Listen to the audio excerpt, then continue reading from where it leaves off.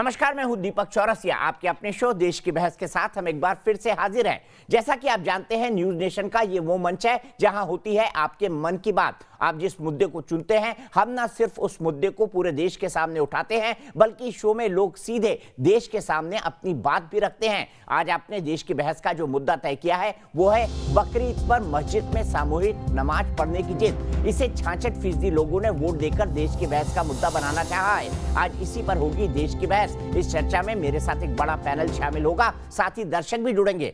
Corona ना धर्म देखता है और न ही अमीर गरीब। इस वक्त भीड़ का मतलब है कि कोरोना के खतरे को दावत देना। तबलीगी जमात के मरकज से निकले कोरोना का दंश देश भुगत चुका है। बावजूद इसके बकरीद त्योहार करीब आते ही मस्जिदों में फिर से सामूहिक नमाज पढ़ने की मांग जोर पकड़ने लगी है। देवबंद, जिसकी आवाज मुस्लिम समाज में असर रखती है, उसी देवबंद ने यह कहा है कि बकरीद पर बकरों के बाजार सजाए जाएं। एसपी के सांसद यानी समाजवादी पार्टी सांसद शफीकुर रहमान वर्क इससे भी 2 कदम आगे निकल गए। उन्होंने कहा कि सामूहिक नमाज हो और उस मुहिम को ये लगातार उठा रहे हैं। कहने लगे हैं कि जब सभी नमाज पढ़ेंगे तो ही देश बचेगा। उनका यह मानना है कि नमाज में जब शुक्रिया अदा किया जाएगा तो अल्लाह की अजाब यानी अल्लाह ने जो कयामत ढाई है वो दूर हो जाएगी। उधर यूपी सरकार ने गाइडलाइन जारी कर दी है कि मस्जिद में यथास्थिति बरकरार रहेगी, यानी मस्जिदें तो खुली रहेंगी लेकिन 5 लोग से अधिक नमाज नहीं अदा कर सकते।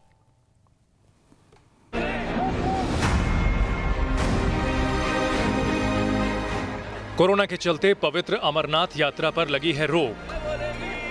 सावन में यूपी में कांवड़ यात्रा पर लगाई गई रोक। देश के गिरजाघरों में हो रही हैं ऑनलाइन प्रार्थनाएं। तो बकरीद में मस्जिदों में ही नमाज की जिद क्यों?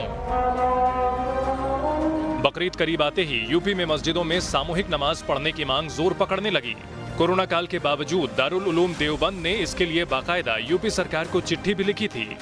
देवबंद के कार्यवाहक मोहतमिम मौलाना अब्दुल खलीक मद्रासी ने मांग की थी, बकरीद का त्योहार करीब आ रहा है और अनलॉक के बावजूद बहुत से स्थानों पर मवेशी बाजार लगाने की अनुमति नहीं दी जा रही है।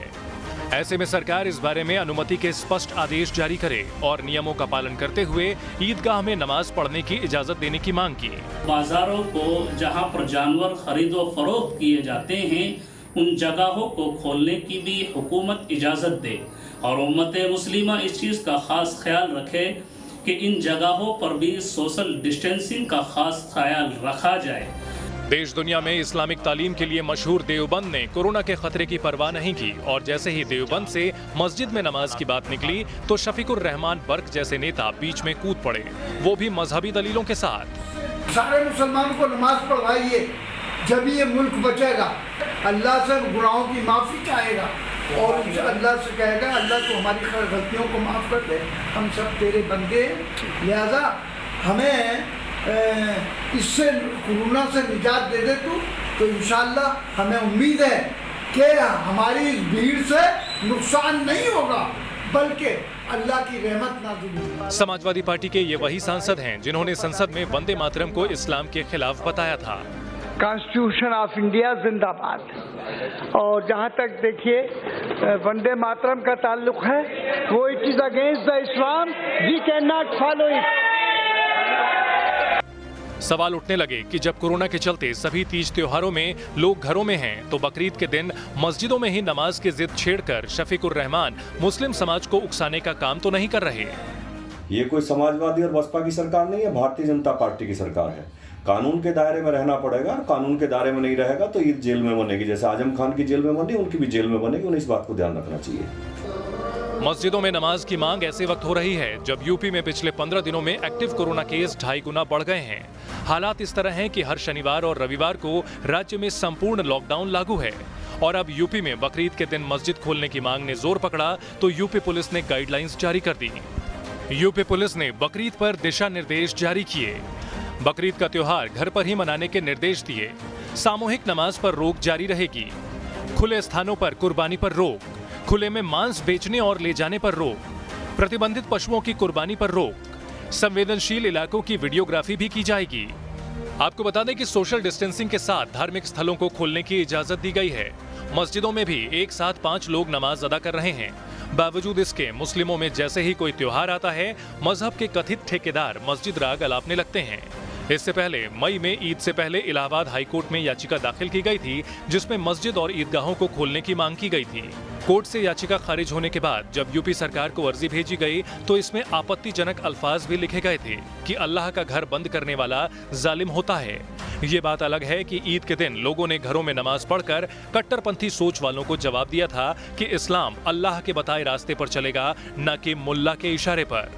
आज देश की बहस में इसी मुद्दे पर चर्चा करने जा रहे हैं कि क्या सिर्फ मस्जिद में ही नमाज पढ़ने से कोरोना खत्म होगा। सबसे बड़ा सवाल यही है कि क्या कौम के नाम पर कट्टरपंथी मुस्लिम समाज को भटका रहे हैं।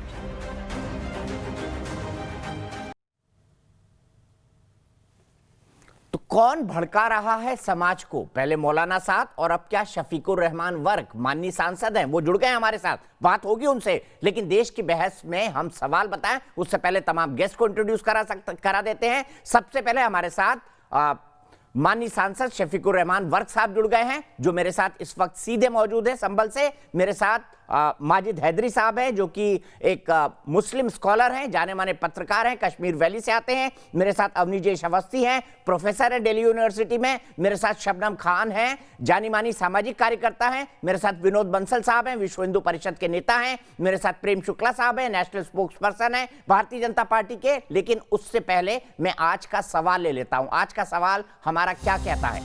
हमारा सवाल कहता है, क्या कोरोना काल में मस्जिदों में सामूहिक नमाज की मांग उचित है? अगर इसका जवाब हाँ है तो आप ए कहिए या बी कहिए, ना के लिए। वोटिंग के विकल्प आप देख सकते हैं न्यूज नेशन टीवी के। आप वेबसाइट पर जा सकते हैं, मोबाइल ऐप पर जा सकते हैं, ट्विटर हैंडल पर जा सकते हैं, फेसबुक पेज पर जा सकते हैं। और साथ ही साथ हम आपको बता दें, अगर आप कार्यक्रम में शामिल होना चाहते हैं, जैसे हमारे दर्शक जुड़ेंगे, क्या पहले दर्शक जुड़ गए हैं? कुशल पाल सिंह, सीधे उनसे बात करें। कुशल पाल सिंह, मैं बहस को खोलूं उससे पहले, कुशल पाल सिंह ये सोशल वर्कर हैं, कुशल पाल सिंह सिसोदिया जी। कुशल पाल सिंह जी, आपसे जानना चाहूंगा, क्या सामूहिक नमाज होनी चाहिए बकरीद के दौरान? क्या ये मांग जायज है?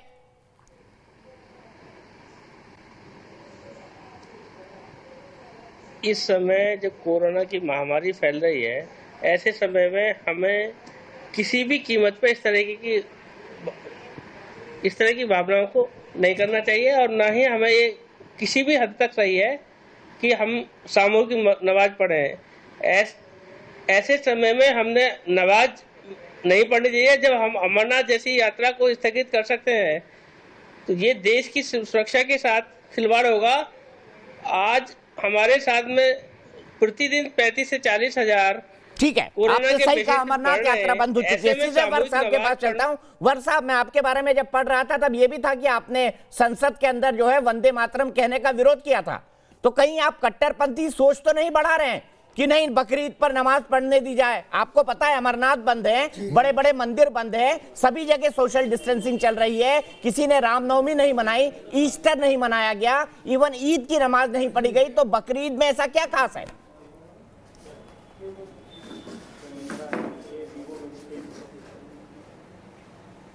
देखिए, इस मौके पर हमने दरख्वास्त की थी, अपील की थी, प्रपोजल रखा था, राय मांगी थी। हमने कोई आर्डर दे दिया था कि क्या हम नमाज पढ़ेंगे? हमने ये कब कहा था? हमने तो ये कहा था कि इसमें गवर्नमेंट की क्या राय है, गवर्नमेंट हमें परमिशन देती है नहीं देती है। गवर्नमेंट उसी वक्त हमसे, जब हमने राय रखी थी, कहते कि इसकी परमिशन नहीं होगी, तो आगे बात ही नहीं बढ़ती है। लेकिन सांसद जी, पूरा देश सोशल डिस्टेंसिंग की बात कर रहा है, दुनिया सोशल डिस्टेंसिंग की बात कह रही है। जानते हैं सामूहिक नमाज जब पढ़ी जाती है तो लोग एक दूसरे के बेहद नजदीक आ जाते हैं।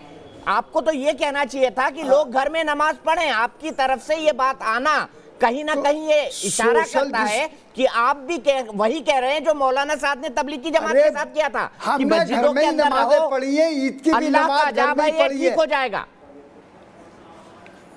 जी हाँ, तो आपने उसे करुणा के मसले भी हिंदू मुस्लिम बनाने लगे। कैसा वो तबलीगी जमात वालों ने कैसे फैला दिया भाई? हाँ जी, अरे सवाल ये है कि कानून है तो सबके लिए बराबर होना चाहिए। यही कह रहे थे वर्क साहब, मौलाना साहब भी यही कह रहे थे कि मस्जिद में आइए, अजान पढ़िए, प्रे करिए, अल्लाह की इबादत करिए, कोरोना अपने आप ठीक हो जाएगा। आप भी इसी तरह की बात कर रहे हैं कि नमाज पढ़ेंगे तो कोरोना चला जाएगा सामूहिक तौर पर।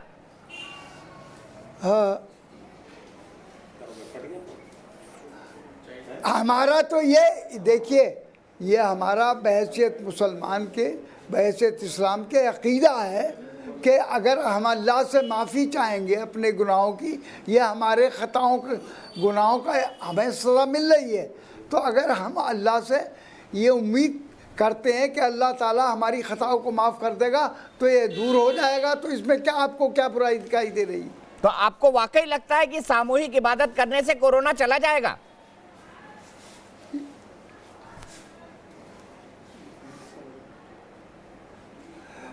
बिल्कुल, इबादत करने से हम दुआ मांगने की बात कर रहे हैं कि भाई इबादत अपनी जगह है, दुआ अपनी जगह है। ठीक है, इबादत अपनी जगह, दुआ अपनी जगह। शबनम खान, आप भी इस्लाम फॉलो करती है, बताइए चला जाएगा क्या ये अजाब अगर सामूहिक नमाज हो गई बकरी ईद की संभल में? तो दीपक जी, मुझे लगता है कि अल्लाह पाक के लिए अगर एक शबनम खान अकेले अपने घर में बैठकर भी दुआ करेगी ना तो भी उतनी ही वैल्यू है। और अगर सब लोग इकट्ठा होकर ईद की नमाज पढ़ते थे और कोरोना काल चल रहा है तो आप सबको, हमको देश की तरफ देखना होगा और अपने अपने घर में बैठकर भी बर्क साहब और हम लोग दुआ करेंगे ना, तब भी अल्लाह पाक इतनी ही संजीदगी के साथ सुनेगा। और शायद ये जो कोरोना कम होता हुआ देख रहे हैं ना, ये भी हजारों मंदिरों की जो घंटियां चाहे सुनी हो, लेकिन दिलों में जो लोगों के घंटियां बजी हुई हैं भगवान राम की और खुदा पाक की, ये सब उसी वजह से कोरोना भी कम होता नजर आ रहा है आपको। तो भगवान पे तो सबकी आस्था है, अल्लाह पाक पे सबकी आस्था है, उसके लिए आप चाहे करोड़ लोग इकट्ठे होके कहिए या एक एक व्यक्ति, कोई फर्क नहीं पड़ता। बल्कि मैं तो बर्क साहब से कहूंगी कोरोना काल में उन मरीजों के लिए कुछ मदद करें ताकि उस ईद को सार्थक किया जा सके। और ईद लोग याद रखें कि कोरोना में मुसलमानों ने ऐसी ईद मनाई थी कि कोरोना के एक एक मरीज की जाकर सेवा की थी। बर्क साहब को तो ऐसा उदाहरण देना चाहिए। भीड़ इकट्ठा करने से कुछ नहीं होगा। आप और हम घर में आज भी नमाज पढ़ रहे हैं, कल भी पढ़ेंगे और ईद की भी पढ़ेंगे। लाखों लोगों ने, करोड़ों लोगों ने आपको जिताकर भेजा है, तो आपको तो सोशल डिस्टेंसिंग और बड़ी समझदारी की बातें करनी चाहिए ना। रोकना चाहते हैं बर्क साहब मुसलमानों को कोरोना में। आप पहले मुसलमान दिखना चाहते हैं, फिर हिंदुस्तानी, पहले हिंदुस्तानी और फिर मुसलमान क्यों नहीं है? नजदीक हमारी बातें भी समझदारी की दिखाई नहीं दे रही हैं? अरे हम कोई क्या इस डेमोक्रेसी में, इस हिंदुस्तान में कोई अपनी बात का कहना भी जुर्म है क्या? बिल्कुल जुर्म नहीं है, लेकिन एक जनप्रतिनिधि क्या बात कह रहा है ये भी मायने रखती है, समाज के लिए एक नजीर बनती है। आप सहमत होंगे मेरी इस बात से सांसद जी?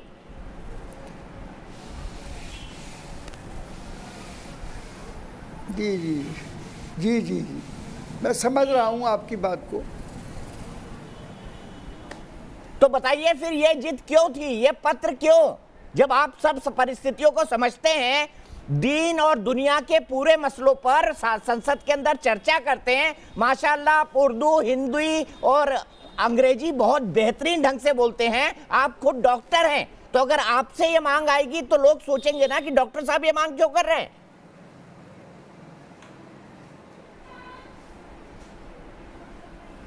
और डॉक्टर को तो वैसे भी डॉक्टरी गाइडलाइन के अकॉर्डिंग भी बताना चाहिए ये सब गलत है।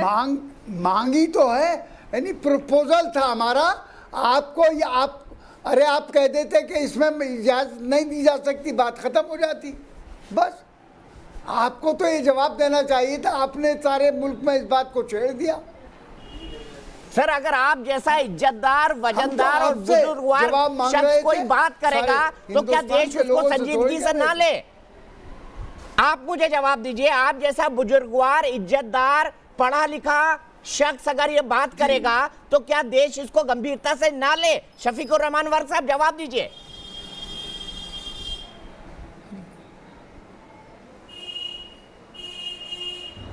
अरे वो मैं पढ़ा लिखा हूँ या जो कुछ भी हूँ, जैसा भी हूँ, लेकिन हर इंसान को अपनी राय रखने का हक हासिल है, छोटे बड़े को भी और सारे इंसानों को।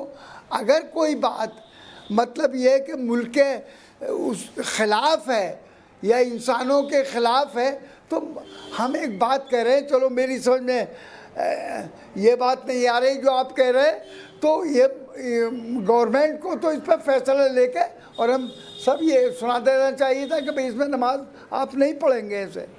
गवर्नमेंट ने तो फैसला ले लिया है, कोई जोर जबरदस्ती हम कर रहे थे उसमें। वर्क साहब गवर्नमेंट ने तो फैसला ले लिया है, योगी सरकार ने साफ कर दिया है। कहीं आप ये तो नहीं जताना चाहते कि योगी सरकार जानबूझकर मुसलमानों को मस्जिदों में नमाज नहीं पढ़ने दे रही है? क्या आप ये जताना चाहते हैं?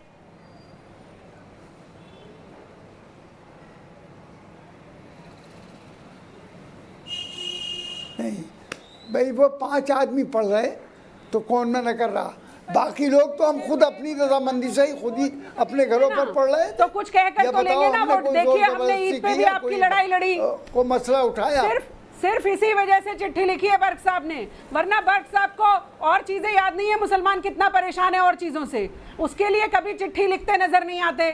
लेकिन ये चिट्ठी इसलिए लिखी है ताकि भविष्य में राजनीति कर सकें। देखो योगी जी तो नहीं पढ़ने दे रहे थे, लेकिन मैंने आपकी लड़ाई लड़ी, मैंने आपकी लड़ाई लड़ी नमाज पढ़ाने के लिए। ऐसा है क्या? ऐसी राजनीति मत करिए। शफीकुर रहमान साहब, ऐसी राजनीति है कि आप एक जताना चाहते थे, पॉलिटिकल पॉइंट रखना चाहते थे। देखिए मैंने तो बकरीद की नमाज की मांग की, पर योगी जी की सरकार ने ठुकरा दी, जो कि उन्होंने ठुकरा दी है। देखिए ये मसला बिल्कुल सियासी नहीं है, ये पर मांग तो सियासी है ना। आप इसको सियासी जब आप वंदे मातरम पे खड़े नहीं होते हैं तो फिर ये तो सियासी माना जाएगा ना आपका। जब आप वंदे मातरम पे सियासत करेंगे, हर चीज पे सियासत करेंगे, तो ये मामला भी आपका सियासत से ही जोड़ा जाएगा। शफीकुर रहमान वर्क साहब, मैं इसलिए बोल रहा हूँ कि क्या आप मुसलमानों को कट्टरपंथ की तरफ ले जा रहे हैं, जो कि आप इकलौते शख्स हैं जिन्होंने संसद के अंदर कहा था कि मैं वंदे मातरम नहीं कहूंगा। इसका जवाब दे दीजिए, फिर मैं अगले पहलू की तरफ जाऊंगा। ये तो आपकी समझ है, मैं समझने लगा हूँ आपको, आप मुसलमानों को हक नहीं देना चाहते कोई भी, तो ये मेरी राय है।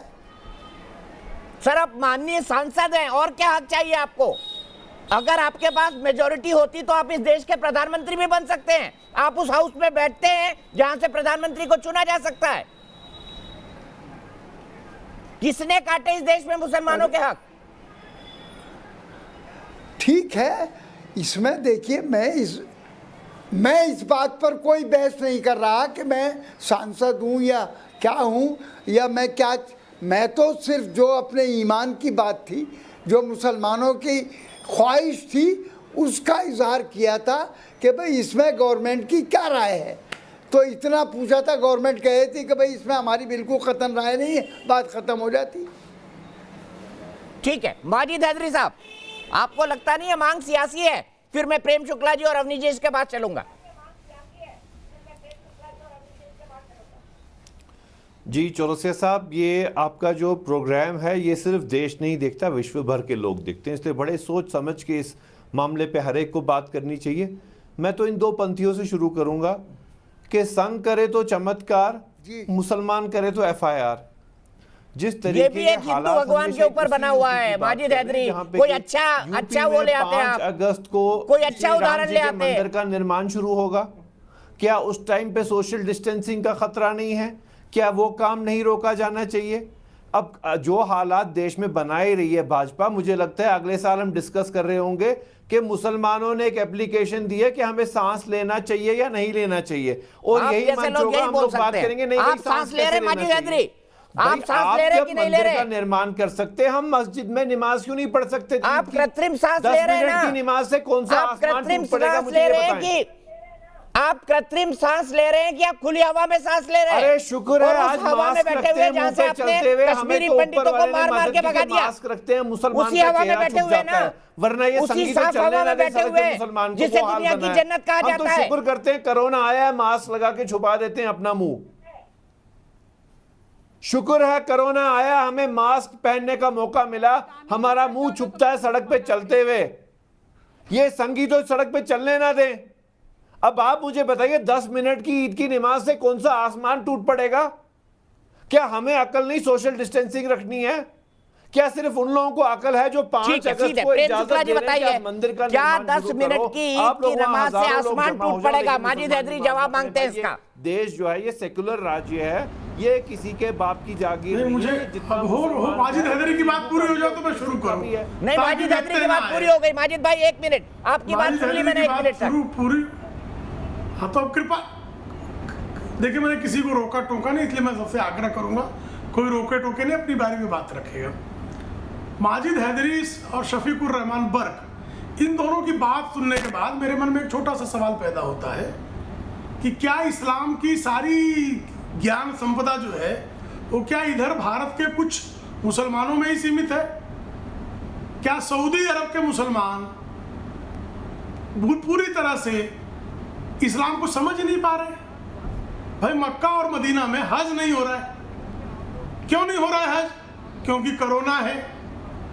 माजिद हैदरी साहब चाहते तो हज नहीं कर सकते थे, शफीकुर रहमान बर्क साहब चाहें तो आज मक्का और मदीना नहीं जा सकते।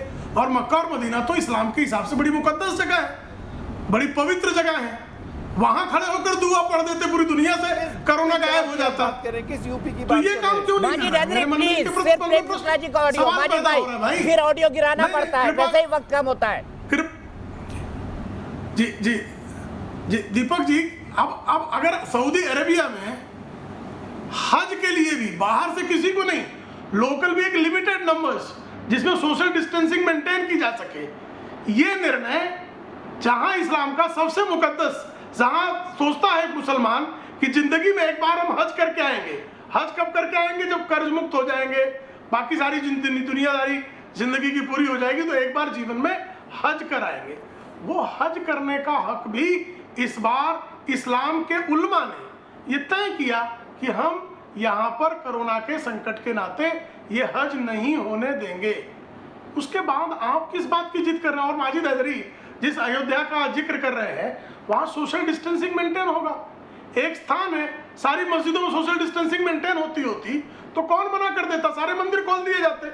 अगर सोशल डिस्टेंसिंग मेंटेन हो पाती तो सारे, इस समय हमारा श्रावण का महीना, कांवड़ लेकर पूरे भारत में ऐसा कोई शिवाला नहीं बनता। ठीक है, मैं माजिद हैदरी जी आपके पास आऊंगा, लेकिन मेरे दर्शक अजीत नाथ तिवारी मेरे साथ पटना से जुड़ रहे हैं। अजीत नाथ तिवारी जी, जवाब दीजिए, क्या ये मांग आपको उचित लगती है? जी नहीं, पहले तो सबसे पहले नमस्कार है दीपक जी आपको। नमस्कार। और सांसद साहब ने जो कहा वो बिल्कुल बेबुनियाद उनका डिमांड है, मांग है। क्योंकि अभी के माहौल में जो कोरोना से सारा देश जूझ रहा है, उस परिस्थिति में कैसे वो ऐसा डिमांड कर सकते हैं कि नमाज पढ़ने की इजाजत दी जाए?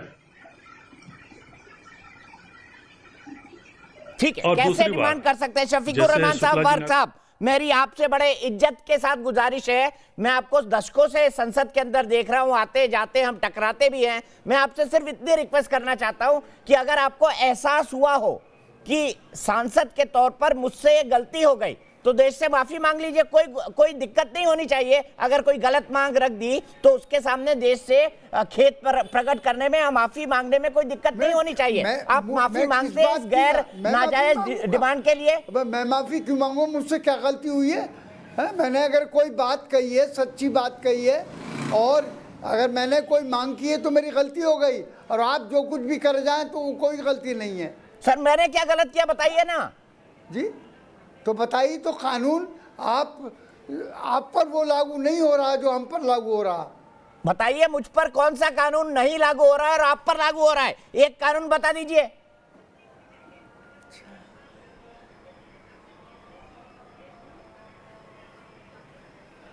सुन रहा हूं सांसद जी, आपको बताइए कौन सा कानून आप पर लागू होता है, देश में मुझ पर नहीं लागू होता। तो ये बिल्कुल गलत बयान किया आपने। क्या गलत बयान किया? अरे कानून तो सबके लिए बना है, एक आदमी के लिए, एक कौम के लिए, एक बिरादरी के लिए नहीं बना।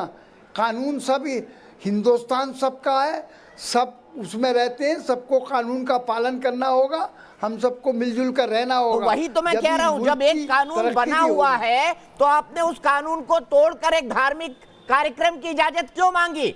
अब आपको अगर गलती का एहसास हुआ है तो माफी मांग लीजिए। नहीं, कानून इसमें कानून क्या तोड़ दिया हमने? सिर्फ ये मशवरा देने में, इजाज़त लेने में कि इस पर आप गौर कर लीजिएगा, तो हम कानून का उल्लंघन हो गया। नहीं, आपने कानून बदलने की बात कही, मैं ये कह रहा हूँ आपने कानून नहीं तोड़ा है, आपने कानून बदलने की बात कही एक बेहद संवेदनशील मसले पर, इसलिए मैं पूछ रहा हूँ आपसे। हाँ,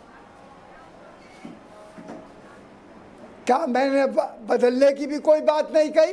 कौन सी बात बदलने की कही है? अभी कानून है ना कि 5 लोग से ज्यादा नमाज नहीं पढ़े मस्जिद में। सोच ले कि इसमें हमें इजाजत अगर इजाजत मिल जाती तो हम नमाज पढ़ लेते, लेकिन आप इजाजत नहीं दे रहे, तो हमने कब जिद की आपसे इस बात की? ठीक है, सीधा चलता हूँ अवनीजेश अवस्थी जी के पास। अवनीजेश अवस्थी जी, मांग इतनी सीधी है, बात इतनी सीधी है जितनी शफीकुर रहमान साहब बता रहे हैं?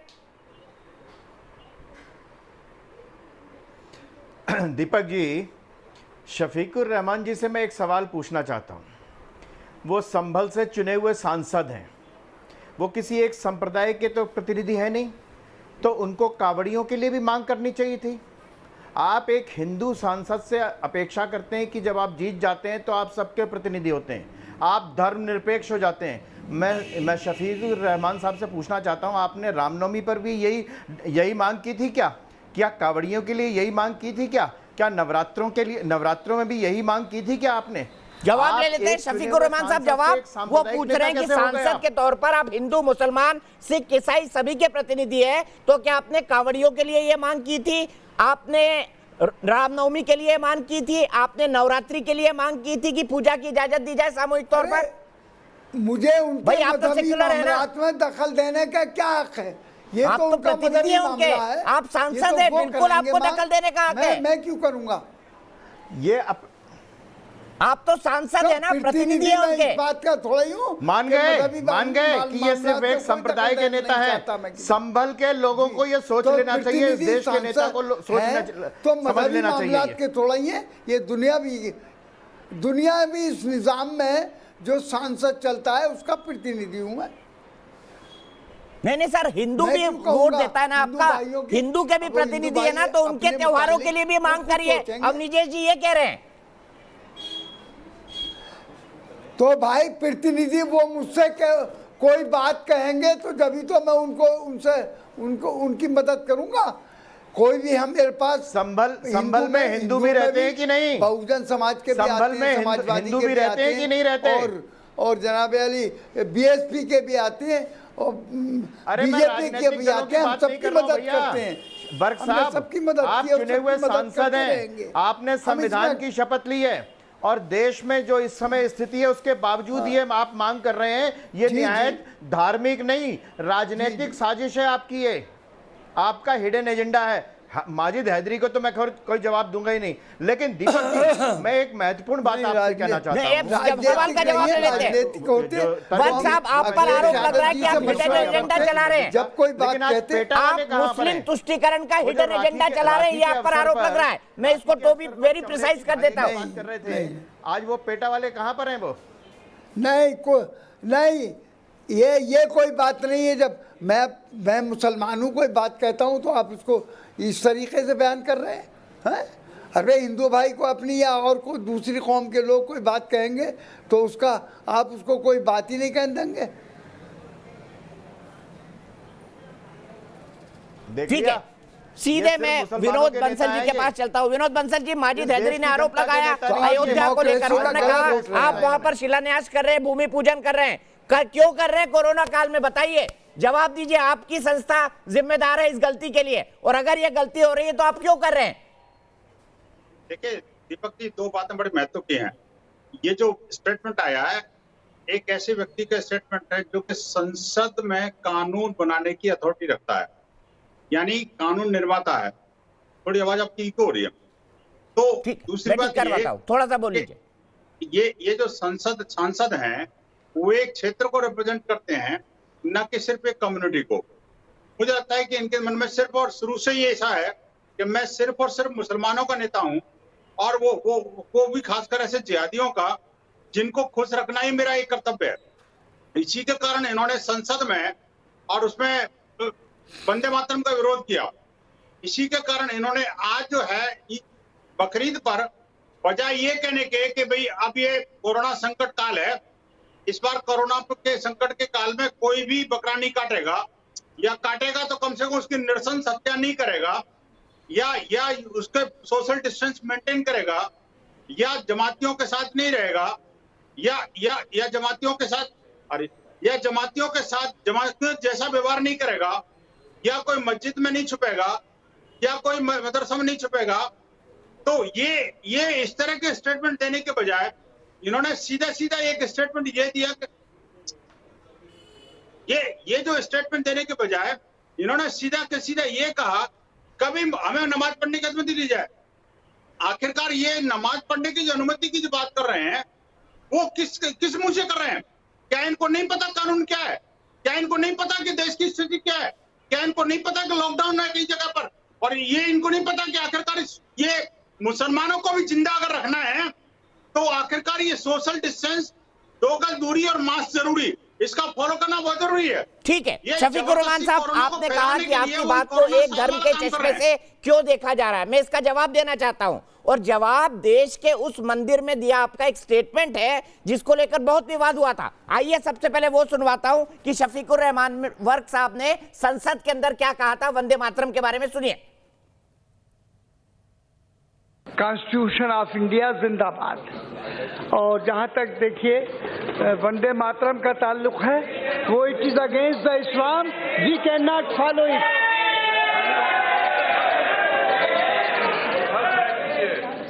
जी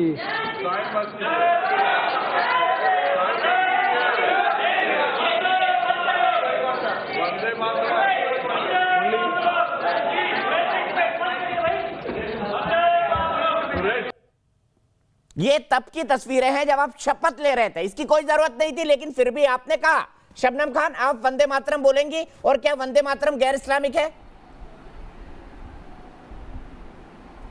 बिल्कुल गैर इस्लामिक नहीं है। जय हिंद, भारत माता की जय, वंदे मातरम जितनी बार कहेंगे उतनी बार पूरे गर्व से सम्मान के साथ बोलूंगी।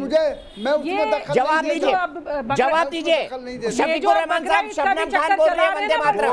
बहुत गलत बात हो रही है। के लिए चला रहे हैं। ठीक है, सीधे प्रधानमंत्री मोदी बोल रहे हैं इंडिया आइडिया समिट में, वहां पे चलते हैं, फिर बहस को आगे बढ़ाएंगे। Business council for inviting me to address the India idea summit. I also congratulate the US IBC on its 45th anniversary this year. Over the past decades, the US IBC has brought Indian and American business closer. US IBC's choice of this year's Idea Summit, building a better future, is also very, very relevant.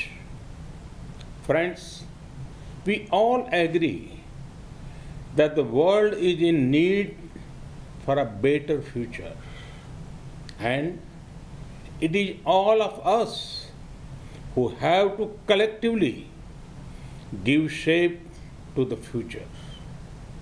I firmly believe that our approach to the future must primarily be a more human-centric one.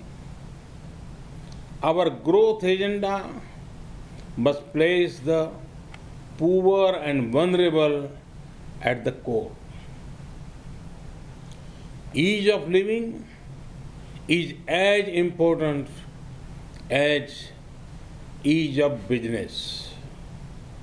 Friends, recent experience has taught us that the global economy has been too focused on efficiency and optimization. Efficiency is a good thing, but on the way we forgot to focus on something equally important, that is resilience against external shocks. It has taken a global pandemic to remind us how important resilience is.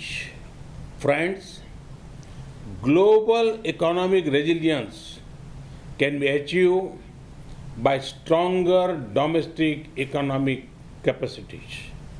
This means improved domestic capacity for manufacturing, restoring the health of the financial system, and diversification of international trade. Friends, India is contributing towards a prosperous and resilient world through the clarion call of an Atmanirbhar Bharat. And for that, we await your partnership. Friends, today there is global optimism towards India.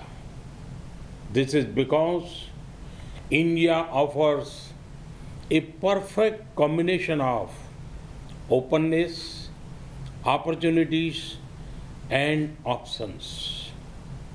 Let me elaborate. India celebrates openness in people and in governance. Open minds make open markets.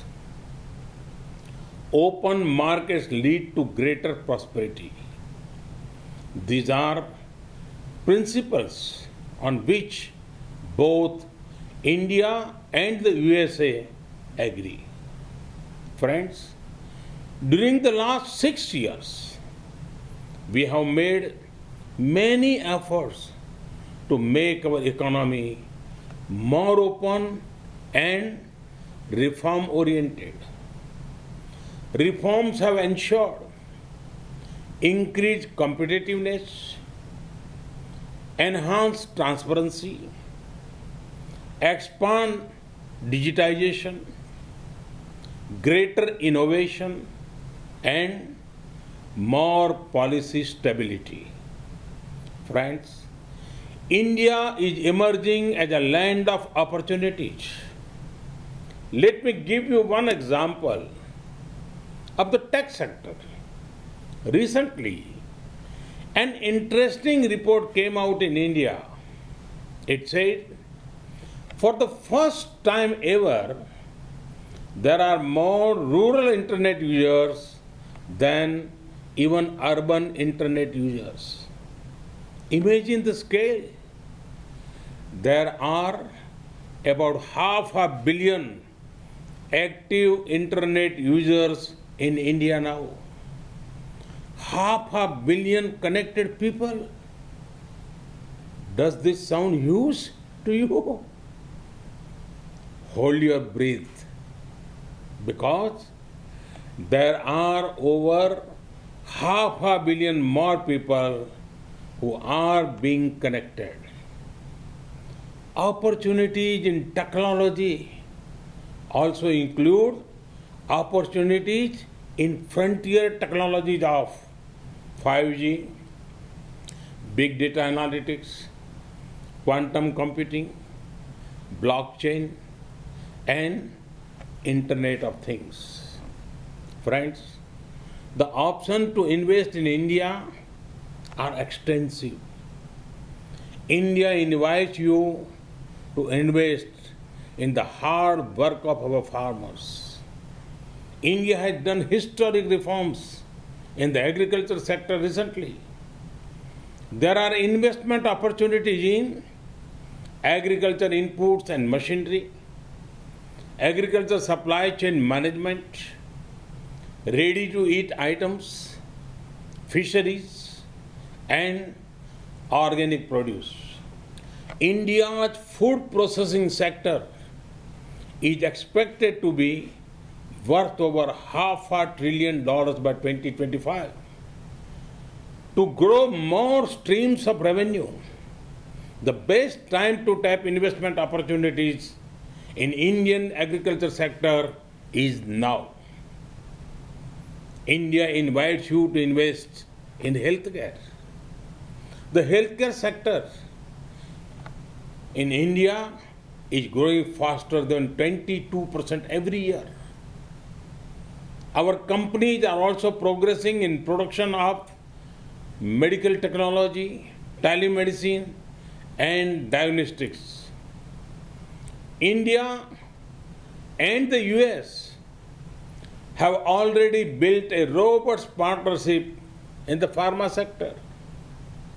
To achieve scale and speed, now is the best time to expand your investment in Indian healthcare sector.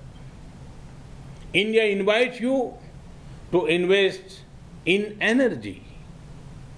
As India evolves into a gas-based economy, there will be big investment opportunities for US companies.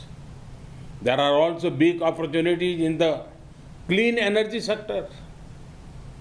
To generate more power for your investment, this is the best time to enter the Indian power sector. India invites you to invest in infrastructure. Our nation is witnessing the largest infrastructure creation drive in our history. Come, be a partner in building housing for millions, or building roads, highways, and ports in our nation. Civil aviation is another area of great potential growth. The number of air passengers are expected to more than double within next 8 years. The top private Indian airlines plan to include over 1,000 new aircraft over the coming decade.